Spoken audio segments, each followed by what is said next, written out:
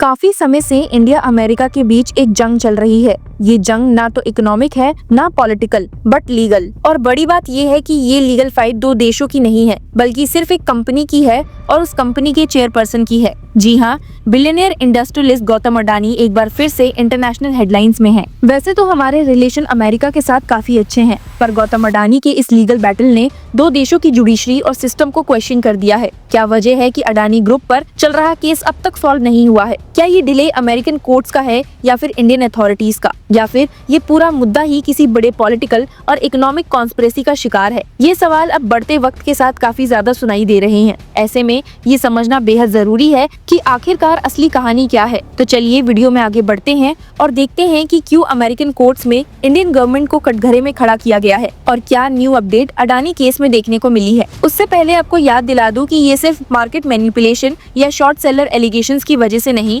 बल्कि सीधा सीधा $265 मिलियन का ब्राइबरी स्कैंडल का चक्कर है। और ये भी कोई इंडियन एजेंसी नहीं बल्कि United state securities and exchange commission ने अडानी ग्रुप के पीछे अपने लीगल हथियारों का पूरा आर्सेनल उतार दिया है। लेकिन सवाल ये है कि क्या अडानी सच में फंसे हैं या फिर अमेरिका की पॉलिटिकल और इकोनॉमिक पावर का नया शिकार बन गए हैं। 27 जून को न्यूयॉर्क के US district court for the eastern district of New York में एक स्टेटस अपडेट फाइल हुई है। नवंबर 2024 में एसईसी ने ये कंप्लेंट फाइल की थी, जिसमें अडानी ग्रुप के ऊपर ये आरोप लगाए गए हैं कि उन्होंने 2020 से 2024 के बीच इंडियन सरकारी ऑफिशियल्स को $265 मिलियन की रिश्वत दी ताकि उन्हें सोलर एनर्जी सप्लाई कॉन्ट्रैक्ट्स मिल सके। कॉन्ट्रैक्ट्स ऐसे जो 20 साल में $2 बिलियन का प्रॉफिट जनरेट करने वाले थे। गौतम अडानी के नेफ्यू सागर अडानी, जो अडानी ग्रीन एनर्जी लिमिटेड के डायरेक्टर हैं, उनका नाम भी कंप्लेन में डायरेक्टली इन्वॉल्व है। एसईसी का कहना है कि उन्होंने फॉल्स एंड मिसलीडिंग स्टेटमेंट्स दिए 2021 के बॉन्ड ऑफरिंग के टाइम, जिसमें यूएस बेस्ड इन्वेस्टर से पैसे रेज किए गए। हालांकि अडानी ग्रुप ने अपने रिस्पॉन्ड में कहा था,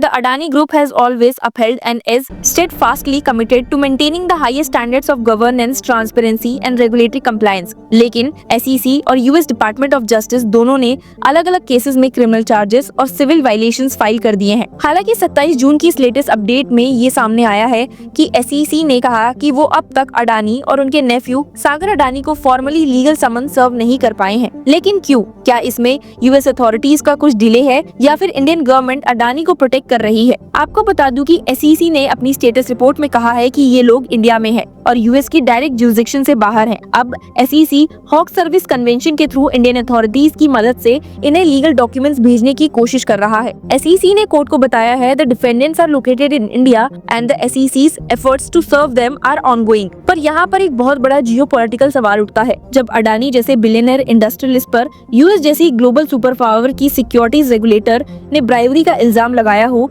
तो क्या इंडियन गवर्नमेंट उसका साथ देगी या इन्वेस्टिगेशन में कोऑपरेट करेगी? जब यूएस जैसी कंट्री किसी फॉरेन नेशनल को समन करना चाहती है तो उन्हें अपने जुडिशियल प्रोसेस के लिए डिप्लोमेटिक रूट लेना पड़ता है। इसीलिए एसईसी ने इंडिया की ministry of law and justice को अप्रोच किया और अब तक सर्विस कंप्लीट नहीं हो पाई है। एसईसी कहती है, the SEC has कॉरेस्पॉन्डेड with the India's ministry of law and justice but the authorities have not yet affected service. इसका मतलब सिंपल है कि या तो इंडिया कॉन्शियसली डिले कर रहा है या फिर पॉलिटिकली इस पूरी फाइल को कोल्ड स्टोरेज में डाल दिया गया है। और ये कोई कॉन्स्पिरेसी थ्योरी नहीं है। जब प्राइम मिनिस्टर मोदी से पूछा गया कि क्या उन्होंने अपने वॉशिंगटन ट्रिप पर प्रेसिडेंट ट्रम्प के साथ अडानी केस डिस्कस किया, तो उन्होंने क्लियरली बोला, the two leaders did not discuss the Adani case as it was an individual issue. एक तरफ एसईसी और डीओजे के दमदार एलिगेशंस और दूसरी तरफ मोदी गवर्नमेंट का कंप्लीट साइलेंस। ये साइलेंस क्या सिर्फ लीगल प्रोसेस का हिस्सा है या पॉलिटिकल प्रोटेक्शन का? ये डिबेट अब आग पकड़ रही है। और इसी बीच ये बड़ा ट्विस्ट भी देखने को मिला था कि ट्रम्प ने अडानी के लिए लॉ के रूल्स ही बदल दिए थे। जी हाँ, ये ट्विस्ट तो तब आया जब फरवरी में former US president Donald Trump ने Foreign Corrupt Practices Act of 1977 को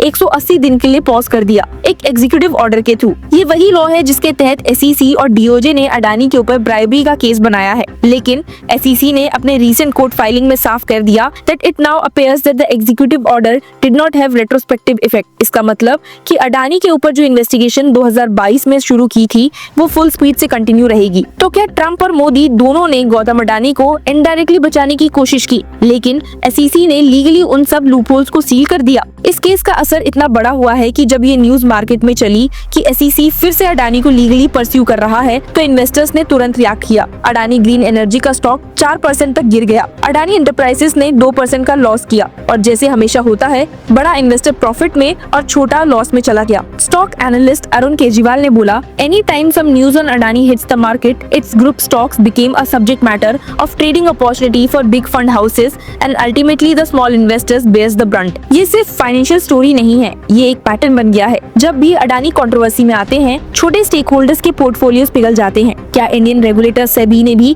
कभी जेन्युइनली स्मॉल इन्वेस्टर्स के इंटरेस्ट के लिए कोई इंक्वायरी इनिशिएट की? अब एक और शॉकिंग एस्पेक्ट केस का ये भी है कि इसमें ब्राइबरी के साथ साथ फ्रॉड भी है। यूएस प्रोसिक्यूटर्स का कहना है कि अडानी ग्रुप ने $2 बिलियन रेज किया थ्रू बॉन्ड्स और लोन, जिसमें यूएस इन्वेस्टर्स भी शामिल थे और उसके लिए झूठे डिस्क्लोजर्स भी दिए गए रिगार्डिंग एंटी ब्राइबरी पॉलिसीज। मतलब सिर्फ ब्राइबरी ही नहीं बल्कि सिक्योरिटी फ्रॉड भी है। इस कंटेक्स्ट में SEC का कंप्लेंट सिर्फ एक सिविल मैटर नहीं बल्कि इंटरनेशनल फाइनेंशियल क्रेडिबिलिटी का मामला भी बन जाता है। अगर अडानी गिल्टी पाए गए तो इंडियन कॉर्पोरेट गवर्नेंस पे दुनिया भर में सवाल उठने लगेंगे। अब इस डर से क्या इंडिया सच में एक्शन लेगा? सबसे बड़ी बात यह है कि SEC ने कहा है कि रूल 47 के तहत उनके पास अनलिमिटेड टाइम है डिफेंडेंट्स को सर्व करने के लिए। लेकिन क्वेश्चन ये है कि इंडिया कब तक इस प्रोसेस को डिले करता रहेगा? ये तो क्लियर है कि यूएस का लीगल सिस्टम भी अडानी को चेस करता रहेगा, पर अगर इंडिया कॉपरेट नहीं करता है तो क्या अडानी इस लीगल मेस से बच निकलेंगे? एक एंगल ये भी है कि अगर मोदी गवर्नमेंट इन समन्स को डिले करती है या एग्जीक्यूट नहीं करती तो इससे एक इंटरनेशनल डिप्लोमेटिक एम्बैरेसमेंट भी बन सकता है। लेकिन अडानी जैसे हाई प्रोफाइल इंडस्ट्रियलिस्ट के केस में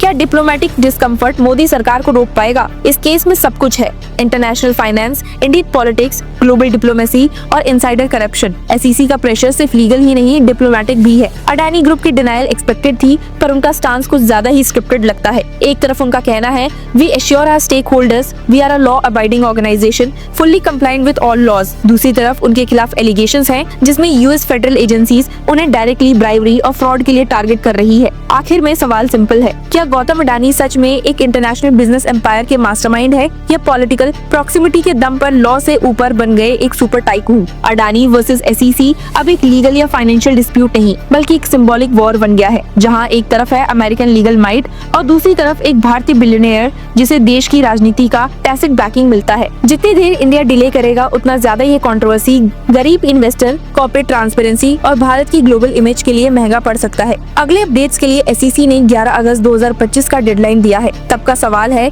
कि क्या गौतम अडानी समन से पहले सर्व होंगे या पॉलिटिकल इम्यूनिटी उन्हें एक और बार बचा लेगी? गेम अभी बाकी है पर स्टेक्स बहुत ही ज्यादा हाई है और स्पॉटलाइट में सिर्फ एक ही नाम है, गौतम अडानी। आपका इस अपडेट पर क्या कहना है हमें कमेंट्स में जरूर बताइए and keep following law chakra.